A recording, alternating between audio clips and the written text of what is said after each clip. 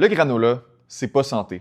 En tout cas, peut-être pas autant que tu penses. À la base, c'est plein de bons ingrédients. Des graines, des bons gras, de l'avoine, des fibres. Sur papier, je l'accorde, ça a l'air parfait. Le problème, c'est que c'est aussi rempli de gras ajoutés et de sucre ajouté. Si tu as déjà fait du granola maison, tu sais comment ça se passe. Ça commence avec une tasse de miel ou de sirop d'érable, avec une grosse quantité d'huile aussi. On met ça au four puis ça se compacte encore plus. Résultat, c'est super dense en calories. Une tasse de granola, dépendamment de la marque, c'est à peu près 450 calories, ce qui est environ le double d'une portion de céréales sucrées régulière. Ce qui fait que des fois, on a l'impression de se faire un déjeuner qui est santé, qui va nous permettre d'atteindre nos objectifs, puis c'est un yogourt avec des petits fruits, puis on se rajoute du granola là-dedans. Mais en réalité, c'était peut-être un repas qui était beaucoup plus riche en calories, en gras, en sucre qu'on aurait pu penser. Puis là, on a l'impression qu'on fait toutes les bonnes choses, mais on progresse pas. Donc au final, le granola, c'est pas mauvais pour la santé. Ça contient plein de bons ingrédients qui sont bénéfiques. La seule chose, c'est que si on a un objectif de perte de poids,